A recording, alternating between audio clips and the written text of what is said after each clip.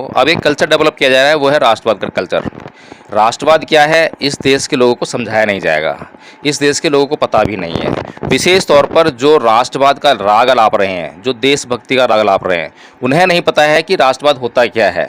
लेकिन वो एक राष्ट्रवाद का एक नया कल्चर डेवलप करने का प्रयास कर रहे हैं, जिसमें सिर्फ एक ही बात है, वो है कि हिंदू धर्म को जो मानेगा वो राष्ट्रवाद की परिभाषा में आएगा। जो जय श्री राम बोलेगा। देखा है कि डॉक्टर्स जो हैं गाय का गोबर खा रहे हैं, गौमूत्र पी रहे हैं, और उसके पीछे जो है विदेशियों को लेकर आते हैं, विदेशी चेहरे, ऐसे चेहरे लेकर आएंगे जैसे लगेगा कि विदेशी हैं वो जो है, और विदेश से आए हैं। और लोगों के अंदर एक मानसिकता पैदा की जाती है, कि विश्वास पैदा किया जाता है कि देखो विदेशी आकर भी इसको साबित कर रहे हैं।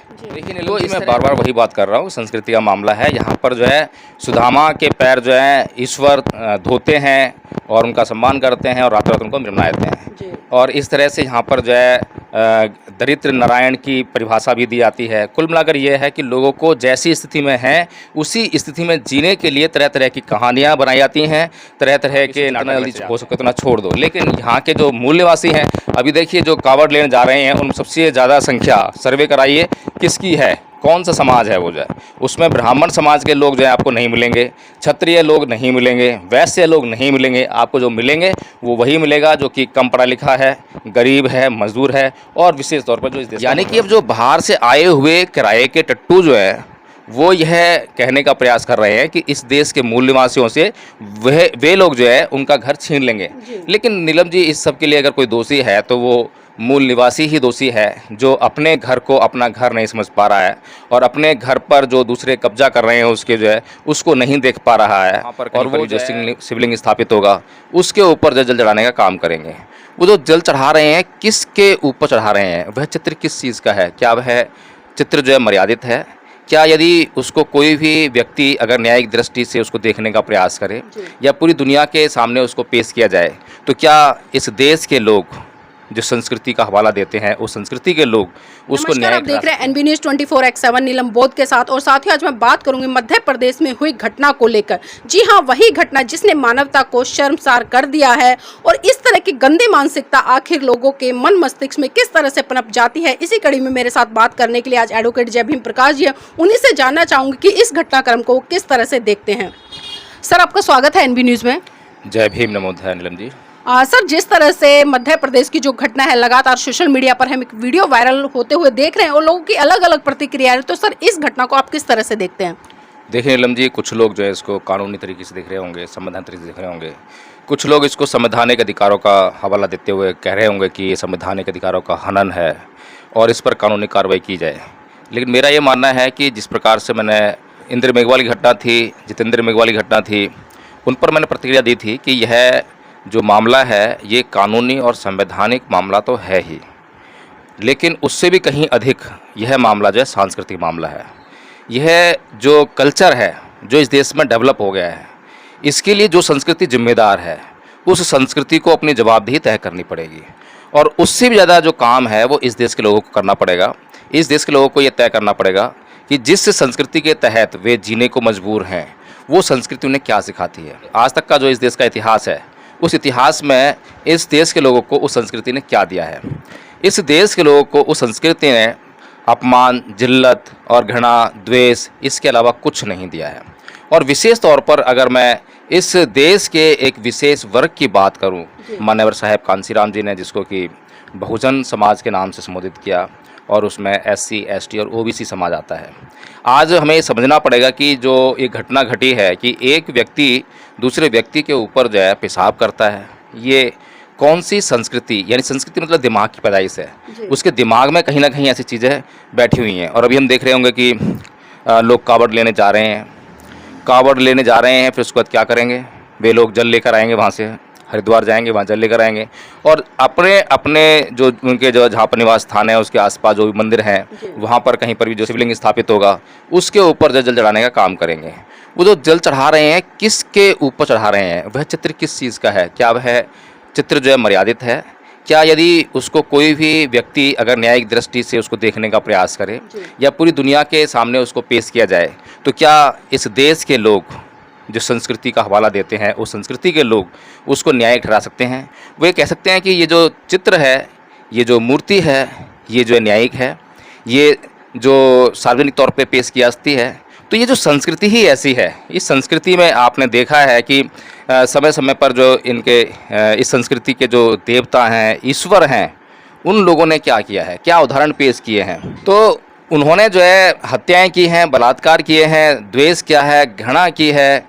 इस तरह के जो देवी देवता हैं, ईश्वर हैं, जब वे कृत्य करते हैं तो वे इस देश के लोगों को क्या संस्कृति दे सकते हैं, क्या सभ्यता दे सकते हैं, तो समझ आती है। अभी आपने संस्कृति की बात करी तो संस्कृति से जानना चाहूंगी, अभी पिछले दिनों जिस तरह से पठान मूवी रिलीज हुई थी उसमें हमने देखा था कि तथाकथित बहुत सारे हिंदू लोग जो संस्कृति का हवाला देते हैं वो एक कलर को लेकर उन लोगों की भावनाएं आहत हो गई थी। लेकिन अभी जिस तरह से जो जसवंत राव व्यक्ति है जिसके ऊपर जो ये जघन्य घटना अंजाम दी गई है, उसने भगवा कलर के वस्त्र पहने थे। तो सर इस समय कोई भी हिंदू संगठन नहीं निकल कर आया, उनकी भावनाएं आहत नहीं हुई, तो इस पर क्या कहेंगे सर?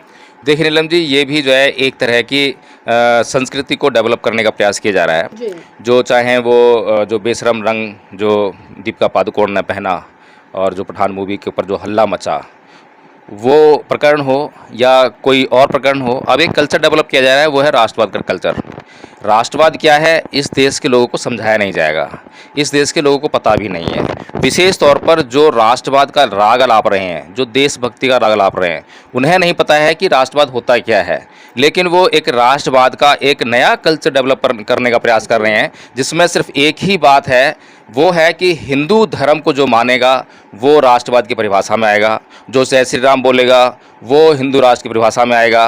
और अभी जिस तरह से हम जो है कई संतों को देख रहे हैं, कई गुंडे मवाली निकल कर के आ रहे हैं, खुलेआम धमकियां दे रहे हैं। और अभी उत्तराखंड से गुंडा निकल कर आया जिसने धमकी दी कि भाई यहाँ पर जो है यह देश जो है हिंदुओं का है और यहाँ पर केवल हिंदू रहेंगे, हिंदुओं के अलावा जो है कोई अन्य नहीं रहेगा, यहाँ तक कि बौद्ध लोग भी नहीं रहेंगे, जो कि जिनका ये देश है, मूल निवासी हैं।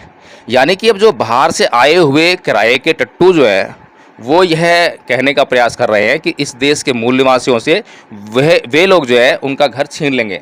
लेकिन नीलम जी, इस सब के लिए अगर कोई दोषी है तो वो मूल निवासी ही दोषी है, जो अपने घर को अपना घर नहीं समझ पा रहा है और अपने घर पर जो दूसरे कब्जा कर रहे हैं उसके जो है उसको नहीं देख पा रहा है, और वो जो है जो होते हुए देख रहा है। तो ये तो जो है इस देश के मूल निवासी को तय करना है। अभी तक तो जो परम पूज्य बाबा साहेब डॉक्टर भीमराव अम्बेडकर ने उनका मार्गदर्शन किया 1935 में कि मैं हिंदू धर्म में पैदा हुआ, मेरे बस की बात नहीं थी, बार बार इस बात को कहते हैं, लेकिन मैं हिंदू धर्म में मरूंगा नहीं। 1956 में बौद्ध धर्म अपना लिया, बहुत सटीकता के साथ, बड़ी स्पष्टता के साथ, तमाम तरह के अपने ऊपर अत्याचारों को झेलते हुए, तमाम मानसिक दबावों को झेलते हुए, तमाम तरह के जो हमले हैं और जो डर थे उन सबको बर्दाश्त करते हुए परम पूज्य बाबा साहेब डॉक्टर भीमराव अम्बेडकर ने इस देश के मूल निवासियों को ये बताने का काम किया कि अरे भाई, तुम लोग मूल निवासी हो और ये तुम्हारी संस्कृति नहीं है, ये तुम्हारा धर्म नहीं है, ये विदेशियों का धर्म है जो तुम पर लाद दिया गया है। और ये धर्म अगर विदेशियों का है भी चलो कोई बात नहीं, लेकिन इस धर्म में आपको जीने लायक कोई स्थिति नहीं है, परिस्थितियाँ ही नहीं है। ये आपको जो है नारकीय जीवन देता है, आपका यहाँ पे जीवन जो है दुखों से भरा हुआ है, आपको किसी प्रकार का सुख यहाँ मिलने वाला नहीं है।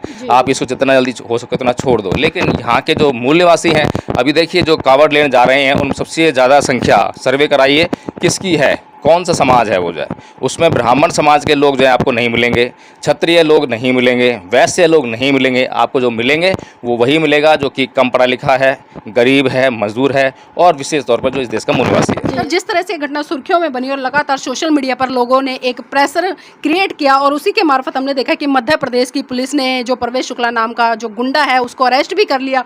और उसके बाद सर आज हमने देखा कि मध्य प्रदेश के जो मुख्यमंत्री हैं माननीय शिवराज चौहान जी, उन्होंने जो जसवंत राव है जिसके ऊपर इस घटना को अंजाम दिया गया था, उस आदिवासी व्यक्ति को अपने घर पर बुलाया और उसके पैर गंगा जल से धोने का काम किया। तो सर इस घटनाक्रम को किस तरह से देख रहे हैं, क्योंकि अभी मध्य प्रदेश में चुनाव आने वाले हैं? देखिए नीलम जी, मैं बार बार वही बात कर रहा हूँ, संस्कृति का मामला है। यहाँ पर जो है सुदामा के पैर जो है ईश्वर धोते हैं और उनका सम्मान करते हैं और रात रात उनको मनाते हैं। और इस तरह से यहाँ पर जो है दरिद्र नारायण की परिभाषा भी दी जाती है। कुल मिलाकर ये है कि लोगों को जैसी स्थिति में हैं उसी स्थिति में जीने के लिए तरह तरह की कहानियाँ बनाई जाती हैं, तरह तरह के नाटक रचे जाते हैं। मोदी जी ने भी मतलब जो है पैर धोए हैं और ये लोग ड्रामा करते हैं, गरीबों की झुग्गियों में झोपड़ियों में जाकर खाना खाते हैं। ये सब जो है इनका जो षड्यंत्र है, हिंदू राष्ट्र की कल्पना ले लो चाहे कुछ भी ले लो, ये सब में कुछ नहीं है। चाहे वो राम मंदिर का मामला हो, ये सब सबके पीछे सिर्फ और सिर्फ सत्ता का ही एक ख्वाब है, सत्ता का लालच है, और उस लालच को पूरा करने के लिए येन केन प्रकारेण, और जो कौटिल्य ने इनको एक नीति पकड़ा रखी है, साम दाम दंड भेद, कुछ भी करो, चाहे अपने ही देश के लोगों को आपस में लड़वाओ, उनके हाथ में मारपीट करो, मारकाट करो, चाहे कुछ भी करो। अभी जो आपने जो गोधरा कांड में देखा, गोधरा कांड जो शुरुआत थी इस देश में इस तरह के हत्याकांडों को और इस तरह के वारदातों को अंजाम देने की जो है, तो गोधरा कांड में जो हुआ वो एक ट्रेलर था। अगर इस देश में ये जो सरकार है, मनुवादी सरकार जो है, और जो हिंदू राष्ट्र का राग आलाप रही है, और जिस तरह से अब जो नई संसद है उसमें सेंगोल की स्थापना कर दी गई है, सेंगोल यानी कि राजदंड है, और राजदंड का मतलब राज व्यवस्था से होता है, जो कि लोकतंत्र के एक विपरीत व्यवस्था है।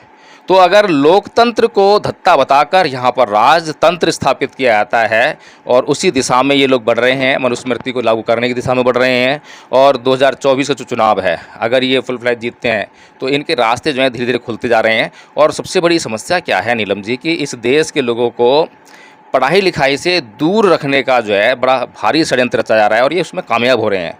आज अगर हम स्तर देखें कि पहले से ज़्यादा लोग ज़्यादा शिक्षित हो रहे हैं, पढ़ लिख रहे हैं, या नहीं पढ़ लिख रहे हैं, तो आपको रेशो मिलेगा कि पहले से ज़्यादा जो है लोग जो है अशिक्षित हो रहे हैं। अच्छा, वो जो अशिक्षा है वो और गंभीर है। पहले जो अशिक्षा थी वो अलग किस्म की थी, लेकिन आज की जो अशिक्षा है, जिसे हम कहें कि पढ़ा लिखा वर्ग भी अशिक्षित है, वो शिक्षित नहीं है, वो पढ़ा लिखा बेवकूफ़ है, पढ़ा लिखा मूर्ख है। जो बार बार डायलॉग हम मारते हैं कि ये धर्म नहीं धंधा है, यहाँ पढ़ा लिखा भी अंधा है, तो वो वाला शिक्षित जो है ये पैदा कर रही है सरकार जो है। और या तो मतलब जो उनको पढ़ने ही नहीं दे रही है, अगर कोई पढ़ भी लेता है तो उसके चारों ओर ऐसा वातावरण क्रिएट किया जाता है कि जिससे कि वो पाखंड और अंधविश्वास से लबालब हो जाए। जिस प्रकार से कि हमने बार बार देखा है, डॉक्टर्स को देखा है कि डॉक्टर्स जो हैं गाय का गोबर खा रहे हैं, गौमूत्र पी रहे हैं, और उसके पीछे जो है विदेशियों को लेकर आते हैं, विदेशी चेहरे, ऐसे चेहरे लेकर आएंगे जैसे लगेगा कि विदेशी हैं वो जो है, और विदेश से आए हैं, और लोगों के अंदर एक मानसिकता पैदा की जाती है, कि विश्वास पैदा किया जाता है कि देखो विदेशी आकर भी इसको साबित कर रहे हैं। तो इस तरह की जो धारणाएं हैं लोगों के माइंड में डाल दी जाती हैं, और लोगों के सामने जो है जब कुछ नहीं मिलता तो एक ही बात उनके माइंड में डाल दी जाती है कि कुछ तो है जो चला रहा है सबको जो है, कुछ तो है जो चला रहा है इस दुनिया को जो है। अब पता किसी को नहीं है, बताया किसी ने नहीं है, देखा किसी ने नहीं है, लेकिन एक अंधापन जो पैदा हो जाता है। इसी को कहा है कि धर्म नहीं धंधा है, पढ़ा लिखा भी हाँ अंधा है। हाँ सर, जाते जाते का आखिरी सवाल पूछना चाहूँगी आपसे। जिस तरह से पूरा घटनाक्रम हुआ है, और अभी हमने देखा अरेस्ट भी हो गया है वो व्यक्ति, और शिवराज चौहान ने उसको बुलाकर गंगा जल से उसको पैर भी धो दिए, तो क्या लगता है कि इस तरह की घटनाओं को रोकने के लिए क्या खाली इस तरह के प्रावधान उचित हैं, या आपकी दृष्टि से कुछ और होना चाहिए ताकि इस तरह की घटनाओं को रोका जा सके? देखिए नीलम जी, केवल सांस्कृतिक परिवर्तन के द्वारा ही ऐसी घटनाओं को रोका जा सकता है। आप जो है कानून के ज़रिए एक तुरंत समाधान प्रस्तुत कर देते हैं, लेकिन लोगों की मानसिकता उससे नहीं बदलती है। शासन भी उनका है, प्रशासन भी उनका है, उसको पकड़ लिया है, लेकिन जो काम को उसने अंजाम दिया है वो किसकी सह पर दिया है, और उसके पीछे षड्यंत्र क्या है। उसके पीछे वही मनुवादी षड्यंत्र है, जो लोगों के भीतर जो है दहशत कायम करने का जो प्रयास किया जा रहा है, वो उस षड्यंत्र का हिस्सा है ये घटना जो है। तो ऐसी जो कानूनी कार्रवाई की जा रही है उसको फ़र्क पड़ने वाला नहीं है, लेकिन एक कल्चरल रिवॉल्यूशन, कल्चरल चेंज की ज़रूरत है, सांस्कृतिक परिवर्तन की ज़रूरत है। आज उस तरफ लोगों को सोचना पड़ेगा, जिस संस्कृति को ये देश जो है कई हज़ार सालों से झेलता आ रहा है, देखता आ रहा है, सब कुछ देखा है। विशेष तौर पर आज़ादी के बाद तो इस संस्कृति के बहुत अच्छी तरह से दर्शन हुए हैं। आज़ादी से पहले अच्छे दर्शन हुए थे, लेकिन आज़ादी के बाद अब जो है जब से ये बीजेपी सरकार आई है तो अच्छी तरह से दर्शन करा रही है। लेकिन अगर अब भी इस देश के लोग जो है आँखें मूंद लें और सब कुछ देखते हुए भी अंधे बन जाएँ, तो फिर जो है समस्या बहुत गंभीर हो जाती है। और नीलम जी, ये जो सांस्कृतिक परिवर्तन मैं कह रहा हूँ, इसका मतलब ये है कि ये जो हिंदू संस्कृति जिसके अंतर्गत इस देश को चलाने का प्रयास किया जा रहा है, हिंदू संस्कृति के अंदर नैतिकता नाम की चीज़ नहीं है, किसी भी प्रकार के नैतिक आचरण नहीं है। लेकिन वहीं अगर हम देखें तो बुद्ध का जो धम्म है इस देश में ही फला फूला है, इस देश में फैला है, इस देश से ही निकलकर जो है पूरी दुनिया में फैला, और पूरी दुनिया में जाकर उसने भारत को जो है विश्व गुरु का दर्जा दिलवाया। तो उसके अंदर अगर कुछ है तो केवल और केवल नैतिकता है। इस देश के लोगों को दोबारा से नैतिकता का पाठ पढ़ाने की आवश्यकता है, और यदि इस देश के लोगों को नैतिकता का पाठ पढ़ाना है तो वो हिंदू संस्कृति कभी नहीं पढ़ा सकती है, क्योंकि हिंदू संस्कृति के जो देवी देवता हैं, ईश्वर हैं, खुद ही अनैतिकता में लिप्त रहते हैं बैठे हैं, तो वो कैसे उदाहरण पेश करेंगे, कैसे नैतिकता के लिए वो जो है उसको संकल्पित करेंगे किसी मनुष्य को। लेकिन बुद्ध जो है जो नैतिकता की मूर्ति हैं और नैतिक आचरण ही उनके धर्म का पूरा आधार है, तो वो केवल जो है बौद्ध धर्म ही है जो इस देश को पुनः जो है एक सांस्कृतिक परिवर्तन के तहत जो है एक अच्छा जीवन दे सकता है इस देश के लोगों को, और पूरी दुनिया में भारत को फिर से विश्व गुरु का दर्जा दिला सकता है। जी, बहुत बहुत धन्यवाद सर आज की इस महत्वपूर्ण चर्चा में हमारे साथ जुड़ने के लिए। और देखिए सर ने बिल्कुल स्पष्ट कर दिया कि इस देश में लगातार 2 संस्कृतियों की लड़ाई रही है, और आप सभी जानते हैं कि मैं कौन सी संस्कृतियों की बात करूं। और साथियों, परम पूज्य बाबा साहब ने एक पुस्तक लिखी है, क्रांति और प्रतिक्रांति। तो मैं चाहूंगी कि जिस दिन आप इस पुस्तक को पढ़ लेंगे उस दिन आप समझ जाएंगे कि आखिर इस देश में क्या चल रहा है, और जो सत्ता पर बैठे हुए लोग हैं आखिर वो क्या चाहते हैं, उनकी मानसिकता क्या है। तो और साथियों, अगर इस तरह की घटनाओं को आप लोग रोकना चाहते हैं तो उसके लिए भारत देश के लोगों को जो सच्ची और अच्छी संस्कृति है उसका यहाँ पर प्रचार व प्रसार करना पड़ेगा, तभी इस तरह की घटनाओं को रोका जा सकता है। और यहाँ पर जाते जाते मैं कहना चाहूँगी कि जिस तरह से इस घटना को अंजाम दिया गया है तो उस व्यक्ति पर मानहानि का केस भी होना चाहिए, SC/ST एक्ट के तहत उस पर मुकदमा दर्ज होना चाहिए, और जो भी कड़ी से कड़ी सजा का प्रावधान हो, ऐसे लोगों को सबक सिखाने के लिए आचार दंड संहिता के तहत उस पर भारी जुर्माना लगना चाहिए, और भारत देश के लोगों को अपनी सच्ची और अच्छी संस्कृति की तरफ लौट कर धर्म परिवर्तन कर लेना चाहिए, ताकि इस तरह की घटनाओं को रोकने से अंजाम दिया जा सके।